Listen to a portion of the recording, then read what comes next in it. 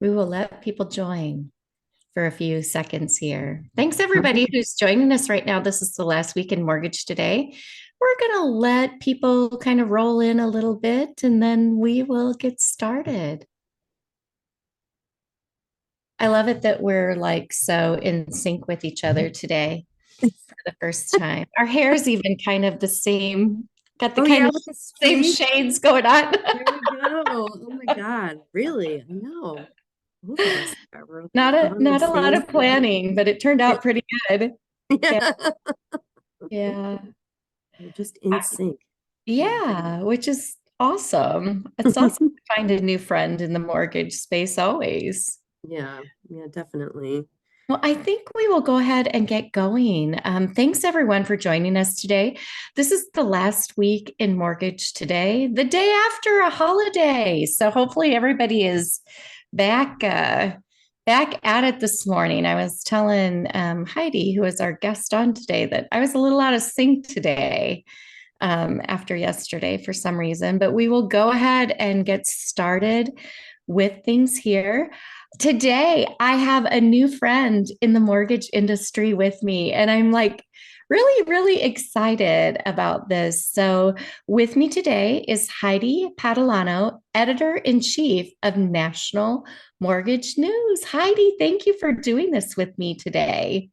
Thank you so much, Faith. Thank you so much for having me here. I'm really excited to do this with you. Yeah, it's going to be fun. We've made the decision here at the Mortgage Collaborative that we are going to have Heidi or someone from her team join us. We use news articles from National Mortgage News quite often when we're looking at prep for this show and other content that we do, honestly, as well.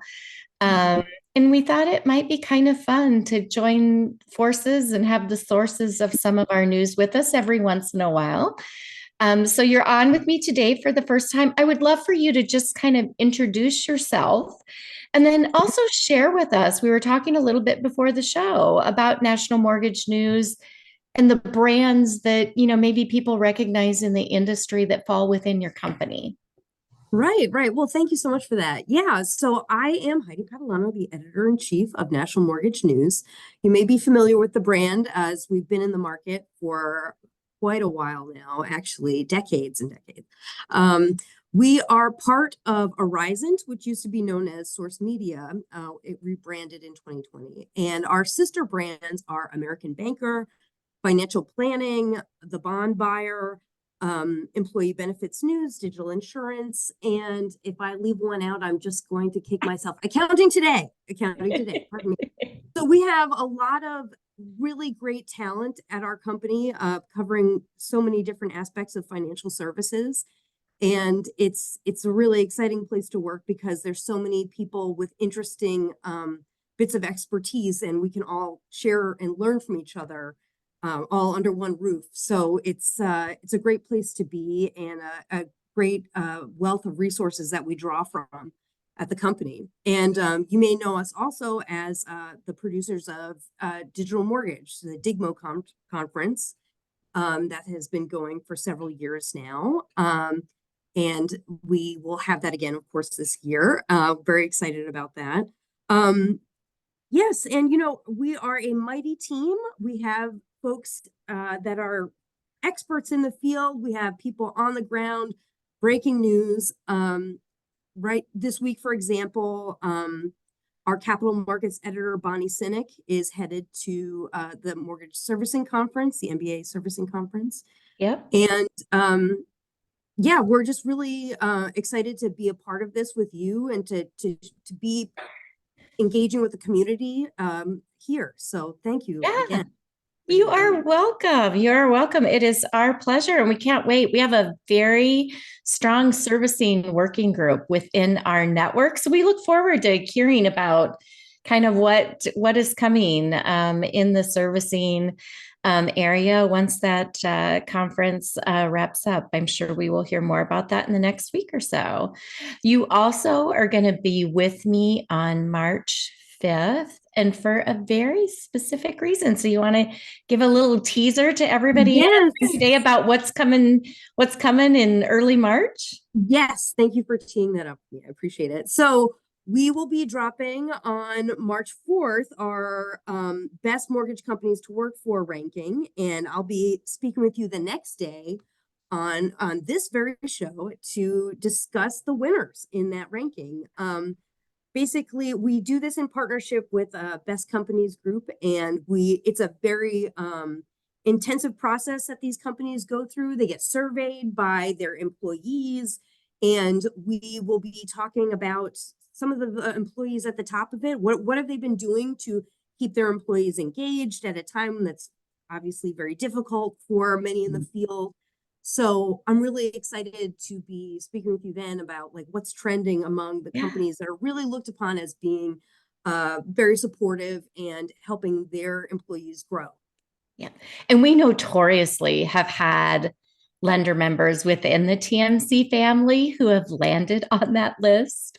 So we're always excited to see who who we have an opportunity to celebrate with and find out more about what they're doing. You're right. It's been a hard year in the Mm, mortgage space for sure. And, for people to be able to, maintain their culture, enhance their culture, and have their employees love working with them is always something that we love to celebrate with our lender members. So we'll look forward to that. So that's coming in. It's coming in a couple weeks, folks. So let's get on to talking about kind of some of the things that are happening in the world that we're in today. Affordability continues to be kind of a part of the industry. Read an article this past week, 37.7% of homes are within reach for median earners. Um, it things continue to be a challenge. Builders, are dealing with high demands related to pricing that they have to put out there on homes. Things have not gotten more affordable. You're in a spot in the United States where it's probably never considered affordable in New York. But I imagine that you've seen that even, in the market that you're in continue to escalate as well. So yeah, I think. Oh, go yeah, ahead. I think during COVID, people were very excited that prices were going to go down drastically, but that did not happen. I mean, Yeah. certainly there was a brief time where rents were lower because fewer people were coming into the city, but yeah, it's always been super pricey here in New York City. Yeah, yeah. And I don't know as I would anticipate your market to ever dramatically change from that. You're one of the markets in the United States that I don't think we'll see it maybe drop some, but not dramatically to other places in the United States. But one of the things that kind of came into play during that while I was looking at other things going on in the United States is one of the trends that is in larger US cities. They called it the hottest trend. I don't know if it's the hottest trend, but it's probably good news for everybody. So we'll call it that today. Obviously, America's facing a housing crisis as far as scarcity of homes and those types of things. And so different people are trying to find different ways to increase what's out there for people. And one of those is zoning, um, Mhm. which I'm sure is something. I mean, I've read a couple of articles of places in New York where they've tried to change zoning in certain parts to make housing not only more affordable, but more available. I would say. Um, Absolutely. I'm so glad that you had brought this up as a topic that we were going to discuss because it's very interesting. Of course, in this area, it's near and dear to my heart. Prior to my time at National Mortgage News, I worked at The Real Deal, and that's covers both commercial and residential real estate. And so we were always covering stories looking at the interplay between the two. And I was in charge of several issues covering Westchester and Long Island and outside New Jersey. And these questions were crucial to communities in Long Island and Westchester, where it was really, those there, the housing was not dense, of course, in prior times, but of course the NIMBYism is a huge deal, and that's a major stumbling block for any developers. But New Rochelle is an interesting case. That is a small, it's I wouldn't say small actually, but it's a town it's a city that's accessible but to New York City. It's very, very close and within commuting distance. And RXR was the master developer for uh, bringing more multifamily to that community and more condos to that community. And they've really, it's a great case study of how this can be done, and it is doable. And in the recent past, some developers were able to make it happen. So anyway, there in several cities in Long Island had mixed use developments pop up by the train stations, of course, so that Yeah. people could live, work, play. I mean, that was the theme for several years. So I do find that so fascinating. And I love to see that there's actually some progress being made here in this regard. Yeah. And it's kind of it's spread everywhere because of what's going on. Whereas you may have thought about it, maybe only in the larger cities in the past, and would love to hear anybody who is on here listening, that's had some great things happen in the markets you're in. Share in the chat. I would love to kind of bring those to the forefront. The one that was actually in this article, which I was kind of surprised about, because for those of you who know me, I'm in the Minneapolis, I'm in suburbia. I always call myself a city girl. I would love to live in closer, but I have a kid that keeps me attached in suburbia. So I've learned to live in suburbia. But yeah, it was one of the places that was highlighted in here. And I learned some things about my city that I just was not really aware of to the degree that maybe I should have. We're one of the places that really has looked at zoning reform because of the lack of housing. And Mm. it's not only in our cities, but it's also been in our suburbs as well, where there's been a huge thing in new construction. One of the things that I found out that in the last 5 years, Minneapolis has added 12% to our housing stock, which is, I mean, it seems like a small amount, but Mm. actually it's a decent percentage according to this article, and more than a lot of other places that they built. One of the things that they did, you mentioned um, just a minute ago, is one of the places where Minneapolis changed things is in a lot of our cities and in Minneapolis, there were a lot of neighborhoods that were restricted to only single family housing, Yeah, yeah. which, What a relic what, of yeah, long gone by. it is. It's from many, many, many years ago. And actually, when you look at it, it's really like inequitable. I mean, some of Mm. the housing restrictions that are out there are really inequitable housing restrictions from a long time ago. Because if you think about it, if you, in our instance, it was not only single family dwelling, but a certain size home on a certain size lot. So not only was it could only be single family, but then it had to be a certain size home. So then if you're establishing what size home could be built on that lot, you're also kind of determining what the price point of that home is. And you're Mm. also kind of determining who is eligible to build that house or rebuild that house, or whatever the case may be. And in a lot of instances, it's rebuilding or refurbishing an older, larger home in the city of Minneapolis. And not only are you determining who can do that, but you're also determining who can't, right? Exactly. It's absolutely exclusionary. Yeah. Absolutely. Yeah. Yeah. And so those are some of the things that have been done here.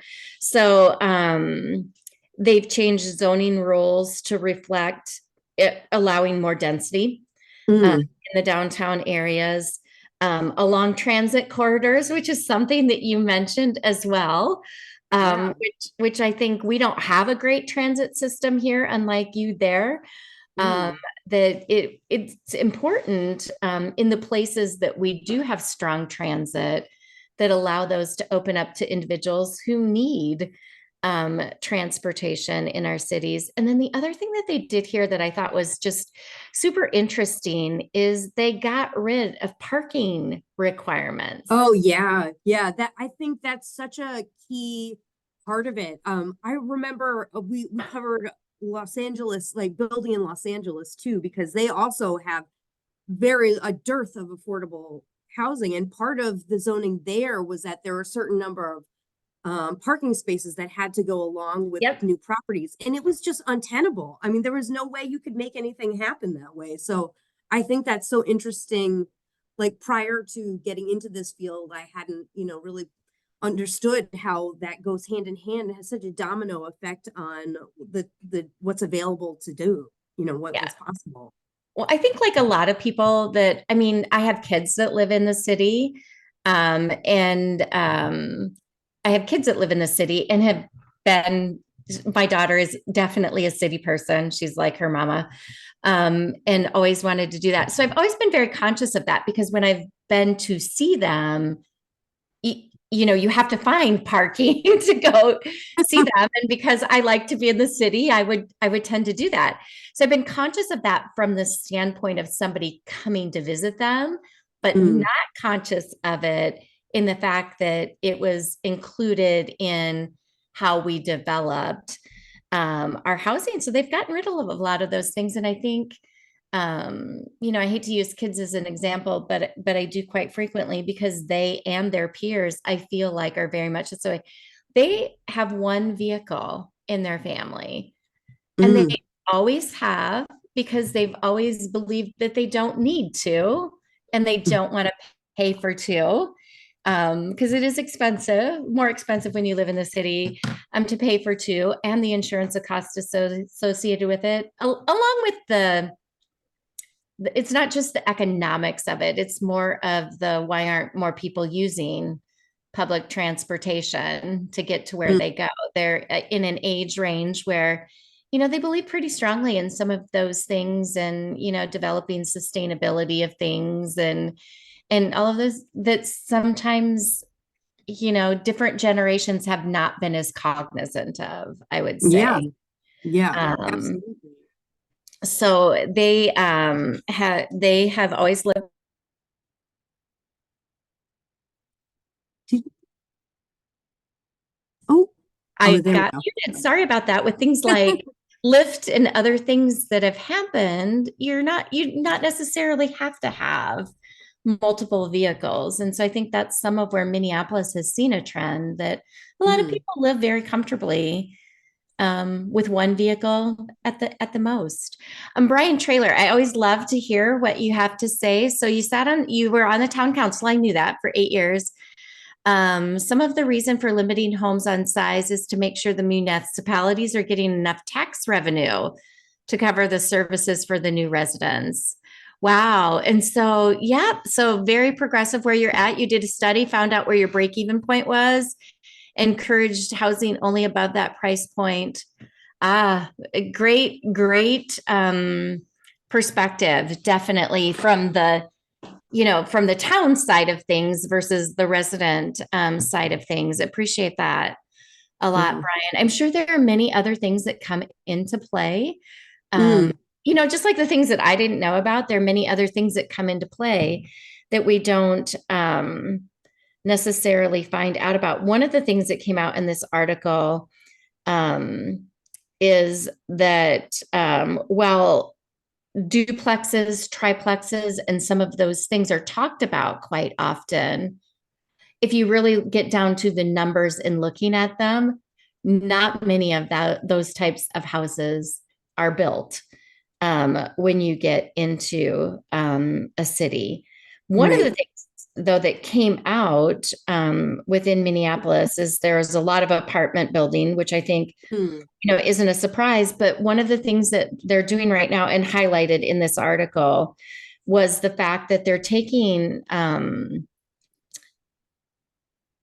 commercial properties that are relatively easily convertible into condos, townhomes, or apartments that are under 20 units in them. So, Hmm. like a 12 unit building.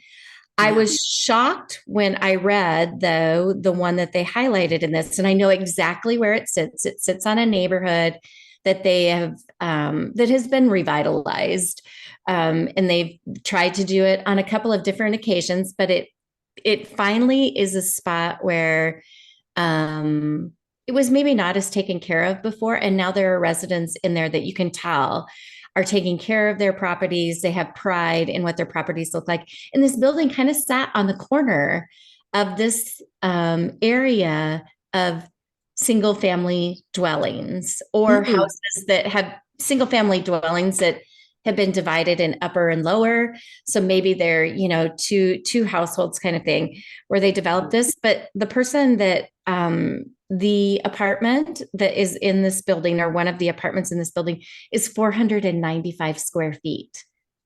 Wow. And it's like, Come on, I I'm in New York. That's huge.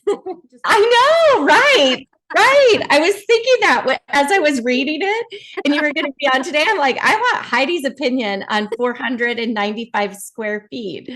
well, Um, yeah, no, actually, I mean, I'm my past apartment I lived in for like 13 years was 450. So, it was. yeah, I I just, mean, I don't know. We're very used to these tiny, tiny spaces, at least here. But if you yeah. have more than one person, I mean, I was on my own, so like I can't imagine having two, three people sharing a Yep. space.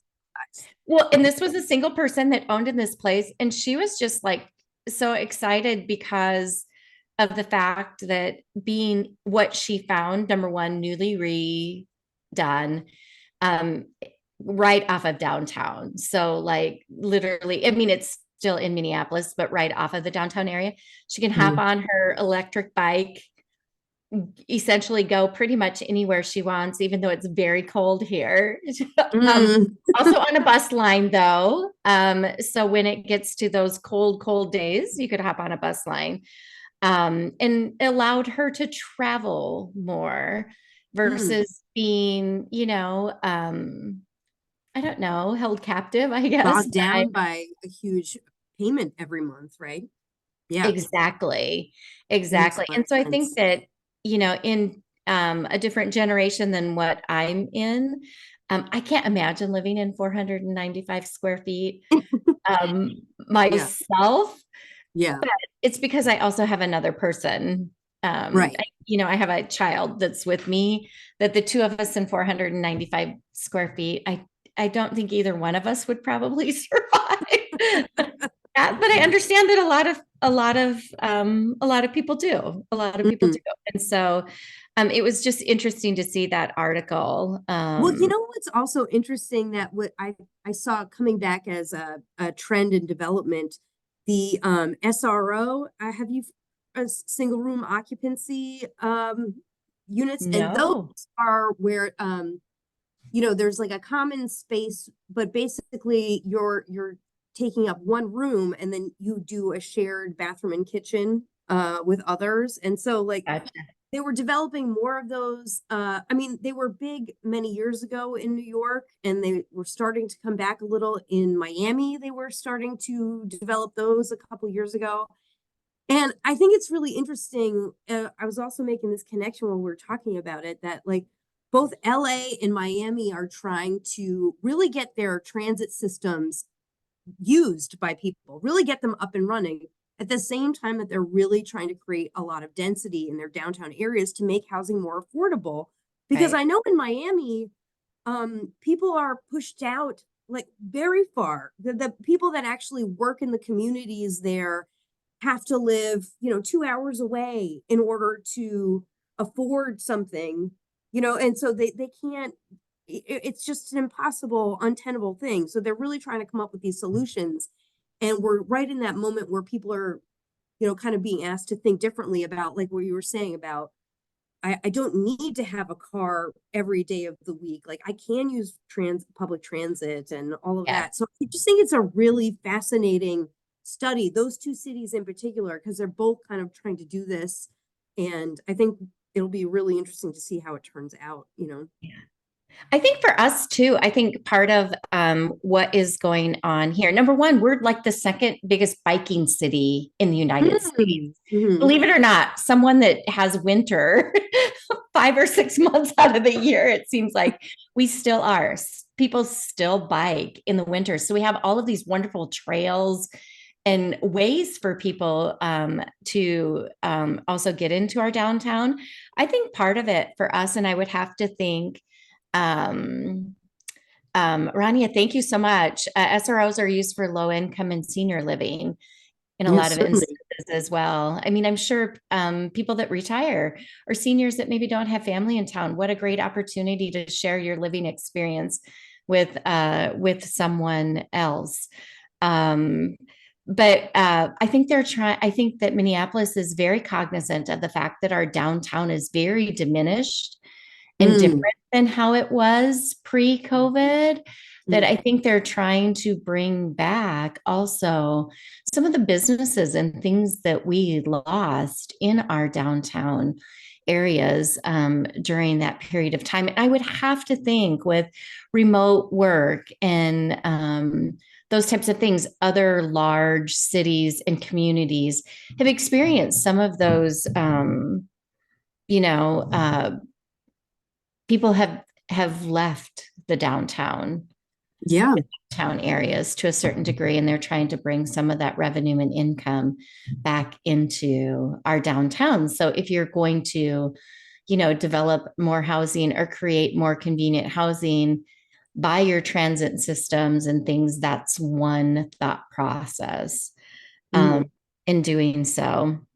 One of the The other thing I wanted to mention about, or just to discuss a little bit maybe with you in this zoning issue, is the financing component about what came out of the MBA annual last year, where um in terms of financing ADUs, like the rental income can now be used as part of the underwriting for ADUs, and I think that's really interesting, and I can't wait to see how that takes root and how that gets used by folks, especially in California, where they've had a longer program history. with ADUs, right? So, Yeah, I think that yeah, California definitely is one place that has done that more often than others. The other article that I saw related to that, though, that makes it a little bit different is that in places like California where properties have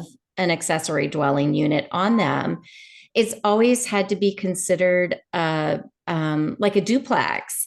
And so attached to each other. And now what people are doing is what cities and zoning areas are doing is they're considering those two separate units. They are can be sold separately now. mm, So you can actually sell it as a condo, I believe, is how if I read the article right, I think it's considered a condo. So you can sell it as the property, not the land. There's a way to do it. Anyway, I do know. I'm not an mm, expert on this, obviously, but that was a new thing that has started to happen is the ability to have somebody else take ownership of a piece of that versus it being necessarily just a rental property, which of course, smaller impact. But I think that for all of these things, um, it, and Ronnie is correcting me that in California it can only be rented. This was something I read really recently that they were trying to get past of how you can um, purchase some of those units now. All of these little things that we see, in these development things aren't things that are going to move the needle on our housing supply alone, right? Right, It's right, of all of course. these Yeah. just little teeny tiny incremental wins that we can have in our industry to get people into more affordable situations and be able to become a homeowner because we all know that it has been the best way to create generational wealth Yeah. for people in the United States. So yeah, can you believe it? Our 30 minutes are up. Oh my God. I can't. That went by in a blip. I know. So cannot wait. I am so thankful that you joined today and Thank that we get you. to do this, that we get to do this every once in a while Oh, with I'm psyched. with or without another lender member on with us. I have loved our conversation today. Heidi, thank you so much for being Thank willing to do this with me and for your team being willing to do this with us as an ongoing thing. I cannot wait to find out who is you. on Yeah. the best places to work in the next couple of weeks. And we will make sure we will be shouting and cheering for all the people on that list and all of our lender members that I'm sure have shown up again this year. So thank you for doing this with me. Look forward to seeing you on the 5th and seeing your announcement on the 4th. Appreciate you a lot. Thank you, Faith. This has been so much fun. Thank Yeah. you. Can't We'll do it wait. again the same way the next time. Thanks everyone for joining us. If you haven't already, come and join us in person. Register for our conference that's in Louisville, March 24th through 26th. And if you want to check out this or other conversations that we've had on the rundown or the last week in mortgage today, they are out on podcast as well as out on YouTube.